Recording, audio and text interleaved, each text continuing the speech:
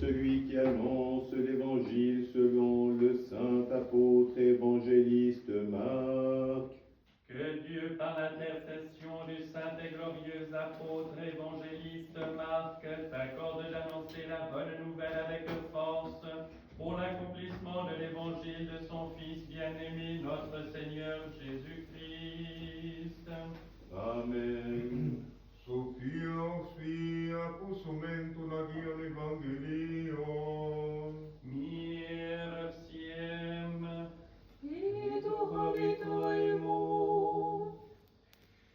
Lecture du Saint Évangile selon saint Marc. Gloire à toi, Seigneur, gloire à toi. Voyons à ton type. En ce temps-là, Jésus prit avec lui ses 12 disciples et se mit à leur dire ce qui devait lui arriver. Voici que nous montons à Jérusalem, et le Fils de l'homme sera livré aux grands prêtres et aux scribes. Ils le condamneront à mort, ils le livreront aux païens. Ils vont le bafouer, cracher sur lui, le flageller, le mettre à mort. Mais le troisième jour, il ressuscitera. Jacques et Jean, les fils de Zébédée, s'approchèrent de Jésus et lui dirent : Maître, nous voulons que tu fasses pour nous ce que nous allons te demander. Il leur dit : Que voulez-vous que je fasse pour vous ?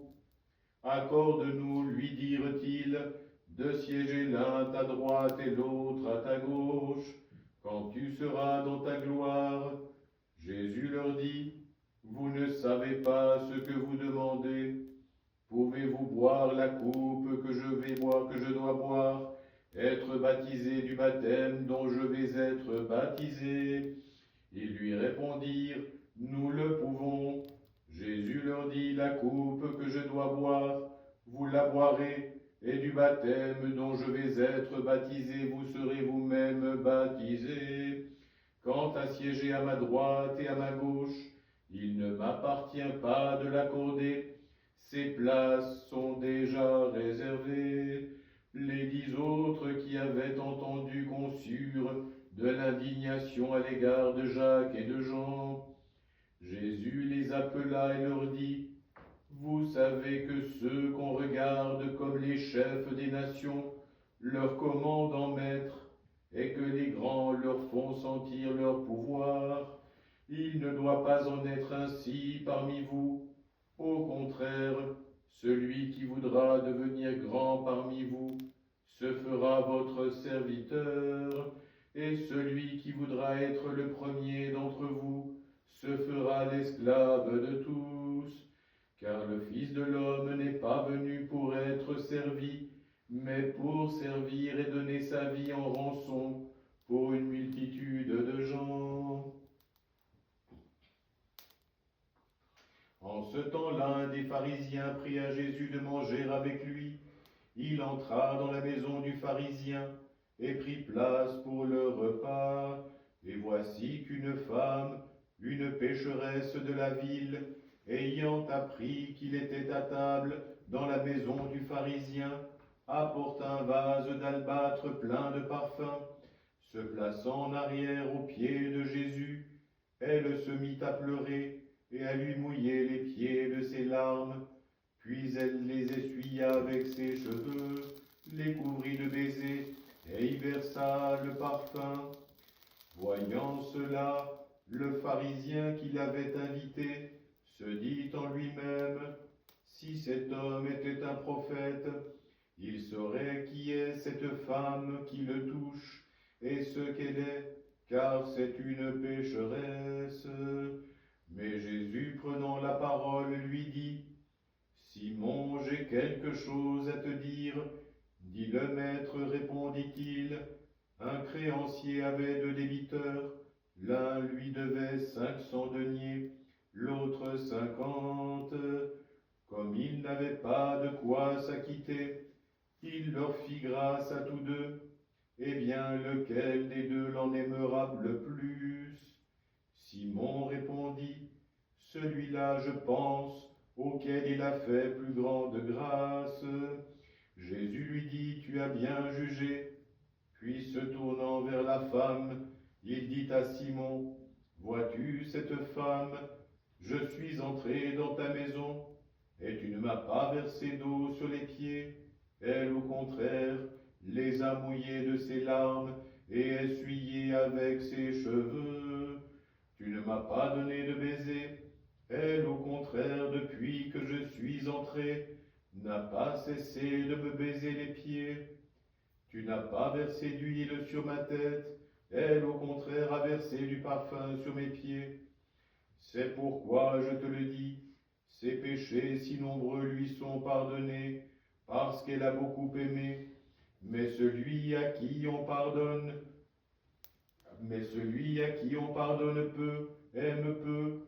Puis il dit à la femme, tes péchés te sont pardonnés. Ceux qui étaient à table avec lui se mirent à dire en eux-mêmes, quel est cet homme qui pardonne même les péchés? Mais Jésus dit à la femme, ta foi t'a sauvée, tu peux aller en paix. Gloire à toi, Seigneur. Gloire à toi.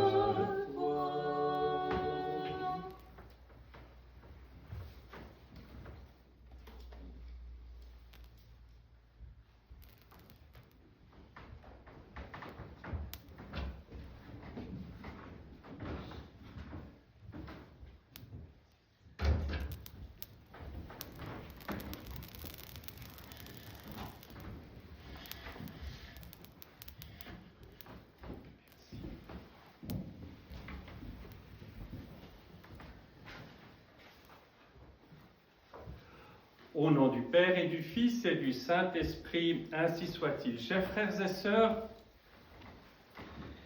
je vais vous donner lecture aujourd'hui, comme je le fais parfois,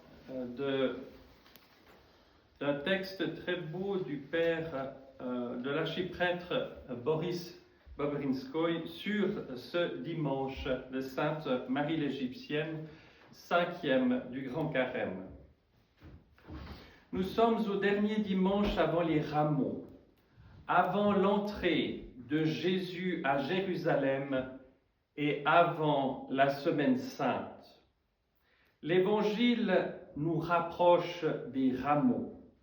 C'est le dernier épisode de la marche de Jésus vers Jérusalem, de sa montée vers Jérusalem. C'est aujourd'hui le rappel de sa passion prochaine et aussi la traversée de Jéricho où Jésus guérira 2 aveugles aux portes de la ville. Coïncidence aujourd'hui entre les événements, entre la préparation ultime par Jésus de ses disciples à la Passion et notre chemin vers la Semaine Sainte et de Pâques. Pour la 3e fois, Jésus rappelle à ses disciples que la souffrance est proche et qu'il sera trahi, qu'il sera livré, qu'il souffrira, qu'il sera bafoué, flagellé, mis à mort et que le 3e jour, il ressuscitera. Aujourd'hui, de nouveau, une tentation, une épreuve surgit devant Jésus de la paix de ses disciples les plus proches. Jean et Jacques, fils de Zébédée, les fils du tonnerre comme on les appelait. Ils voudraient être assis à la droite et à la gauche du Seigneur dans sa gloire. Dans cette question, il y a déjà un pressentiment profond de ce que Jésus marche vers sa gloire et que sa gloire est prochaine. Par conséquent, pourquoi faut-il voir, pourquoi Jésus a-t-il vu dans cette question, dans cette demande des fils de Zébédée, dans cette demande de la mère des fils de Zébédée pour l'Évangile selon saint Matthieu, Il y a donc une discordance entre les évangélistes.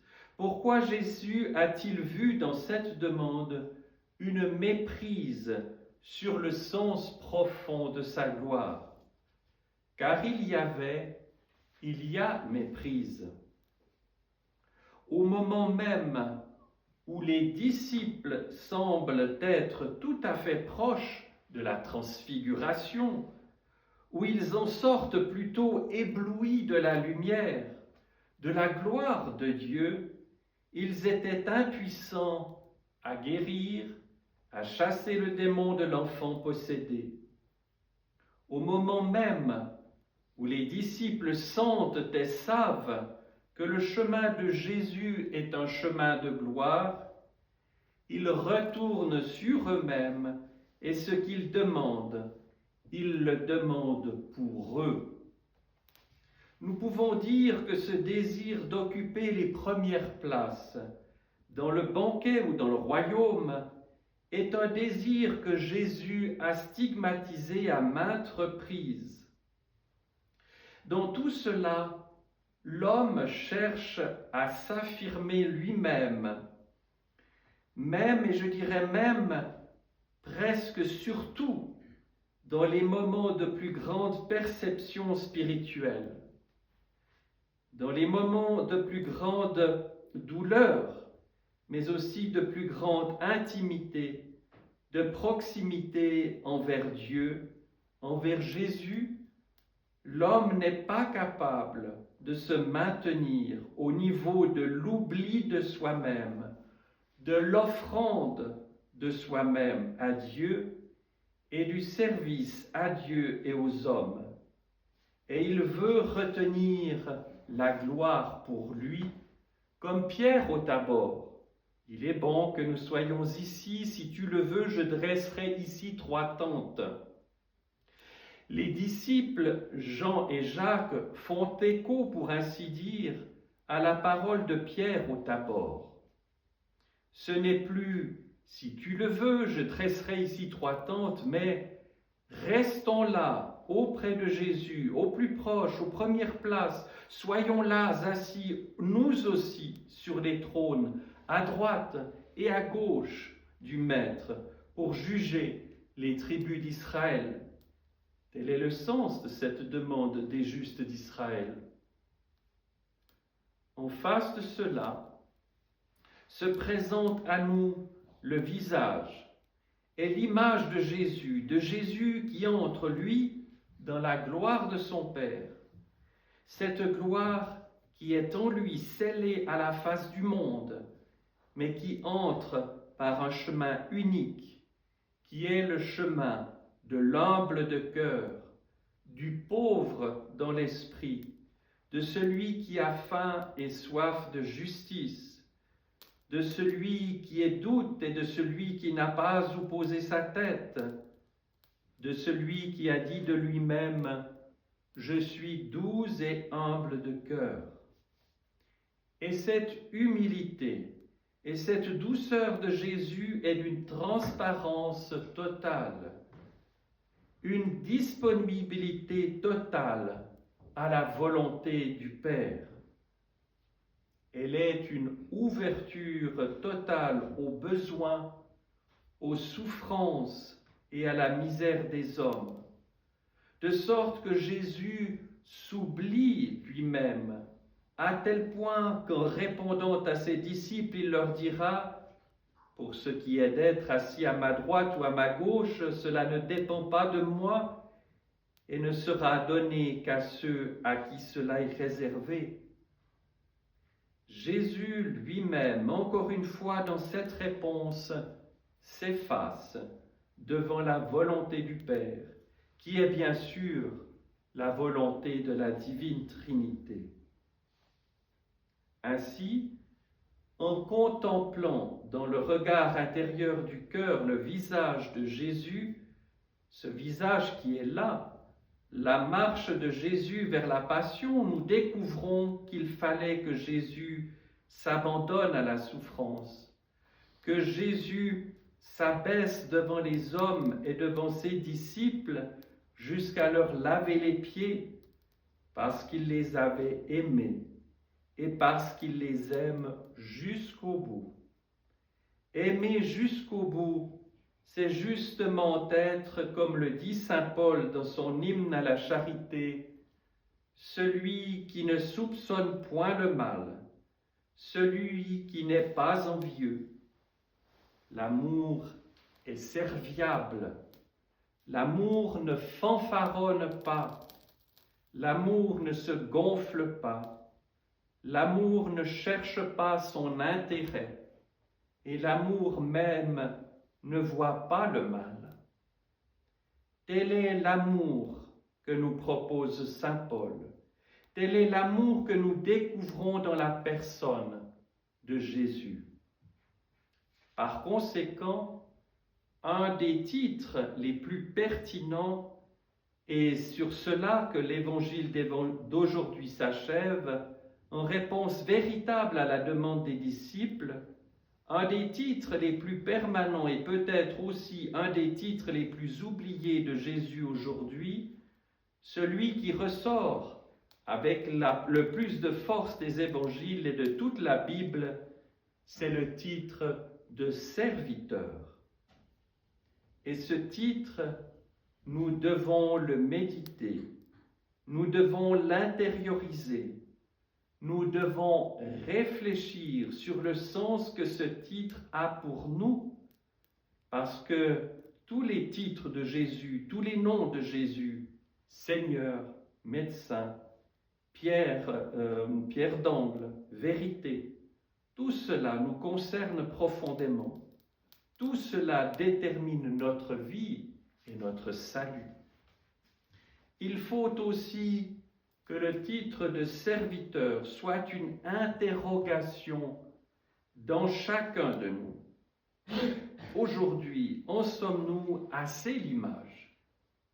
Est-ce que justement à travers les talents, à travers les dons que nous avons reçus, est-ce que ces talents et ces dons ne sont pas eux-mêmes pour nous et pour les autres cause de tentation, cause de chute, parce qu'ils nous entraînent vers l'orgueil, vers l'affirmation de nous-mêmes, vers ce désir de nous imposer, de nous mettre sur des piédestaux et ainsi de nous manifester peut-être très insidieusement, très intérieurement, à travers même des paroles pieuses, de nous manifester comme au-dessus des autres et de souligner d'une manière ou d'une autre notre supériorité sur eux.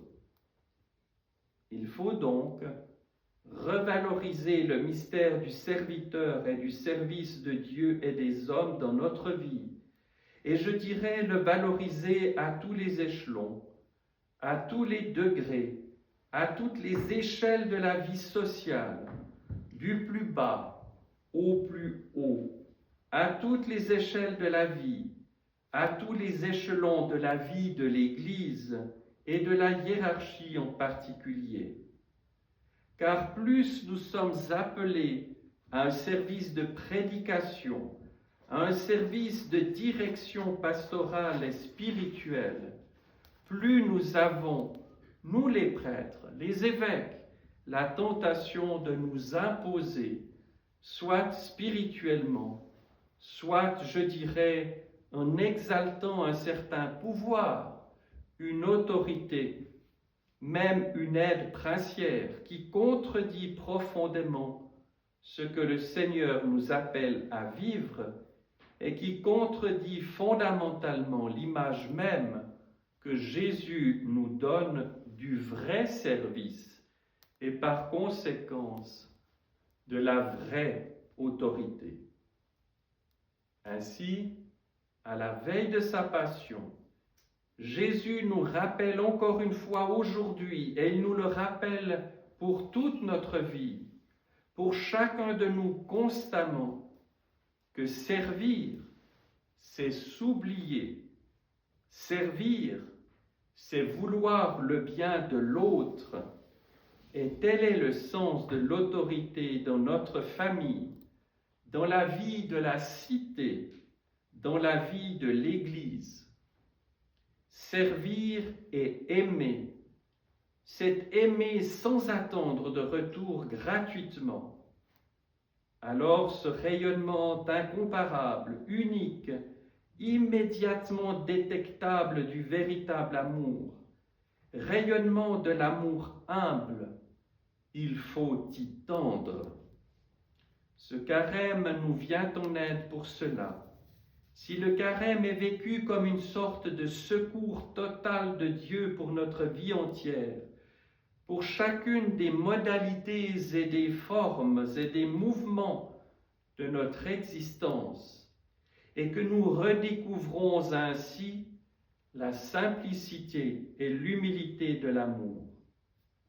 Apprendre à servir et à aider, à se donner sans se regarder dans le miroir, sans s'écouter, oubliant même que nous le faisons. Les saints-pères nous disent que la véritable prière est celle de celui qui prie sans penser à ce qu'il prie, en oubliant. Oublier que nous servons par une sorte de nécessité interne, par un mouvement qui devient à la limite de notre effort spirituel et du don de Dieu, un effort tellement naturel que nous n'avons même plus à en parler. C'est la grâce du véritable amour que le Christ nous donne de vivre à son image. Au nom du Père et du Fils et du Saint-Esprit, ainsi soit-il.